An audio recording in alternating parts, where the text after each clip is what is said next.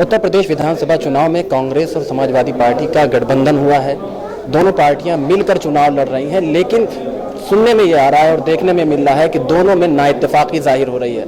इस मुद्दे पर बात करने के लिए हमारे साथ मौजूद हैं शहजाद पूनावाला साहब। शहजाद साहब, ये जो मामला आ रहा है उत्तर प्रदेश के चुनाव में कि समाजवादी पार्टी और कांग्रेस मिलकर चुनाव लड़ रही है, लेकिन नाइत्तेफाकी पाई जा रही है। कहीं कहीं अलग अलग सीटों पर दावेदारी, कहीं कांग्रेस का बल्ला मजबूत था तो वहाँ समाजवादी पार्टी ने कैंडिडेट उतार दिए।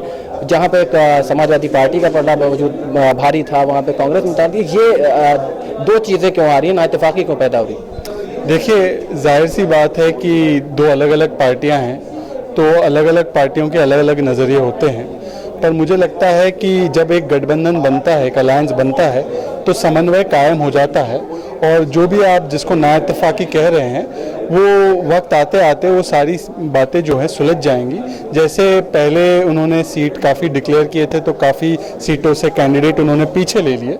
तो मुझे लगता है कि वक्त दीजिए कुछ, और मुझे लगता है सारी बातें जो है एक ही समन्वय से होगी। और मुझे नहीं लगता कि कोई ऐसी बड़ी बाधा है इस अलायंस के सामने। और आने वाले दिनों में कांग्रेस और समाजवादी पार्टी की सरकार निश्चित उत्तर प्रदेश में बनने वाली है और भारतीय जनता पार्टी के तमाम कैंडिडेटों की डिपॉजिट जब्त होने वाली है। सर, जिस तरह से ये भी सुनने में आ रहा है कि डिम्पल यादव और प्रियंका गांधी भी जो है चुनाव प्रचार में आगे बढ़ के आगे जाएंगी, तो कितना फायदा मिलने वाला है इसका कांग्रेस और समाजवादी पार्टी को?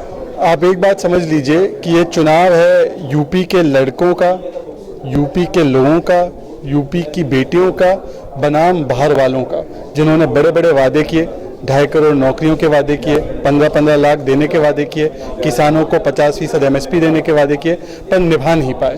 तो इन बाहर वालों को यूपी की बेटियां और यूपी के बेटे राहुल जी, अखिलेश जी, डिम्पल जी, प्रियंका जी, ये मिलकर बाहर करेंगे। जिस तरह से देखने में आ रहा है, जो समाजवादी पार्टी ने अपना मैनिफेस्टो जारी किया है उसमें सिरे से मुसलमानों को नजरअंदाज किया है, आरोप लग रहे हैं। तो कांग्रेस जुड़ी हुई है समाजवादी पार्टी से, कहा यह भी जा रहा है कि कांग्रेस की वजह से अगर वोट जाएगा तो समाजवादी पार्टी को जाएगा। देखिए, मुझे लगता है कि कांग्रेस और समाजवादी पार्टी किसी एक धर्म विशेष के बारे में बात नहीं कर रहे, वो उत्तर प्रदेश के तमाम आवाम के बारे में बात कर रहे हैं। पर भारतीय जनता पार्टी से आप पूछे, एक भी कैंडिडेट उन्होंने मुसलमान डिक्लेयर नहीं किया है। मुसलमानों के प्रति उनका क्या रुख है, साक्षी महाराज और परवेश वर्मा बयान कर रहे हैं।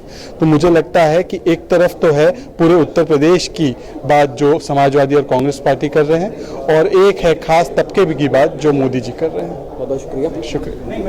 ये तो शहजाद पूनावाला साहब, जिनका कहना है कि समाजवादी पार्टी और कांग्रेस का गठबंधन रंग लाएगा और बड़े भारी बहुमतों से दोनों की सरकार बनेगी। इसके अलावा उन्होंने कहा कि जो भी नाइत्तेफाकी पैदा हो रही है एक आम बैठकर उसको हल कर लिया जाएगा और ये कोई बड़ी बात नहीं है। दिल्ली से कैमरामैन राजेश शर्मा के साथ न्यूज़ मैक्स के लिए रहबर हसनैन।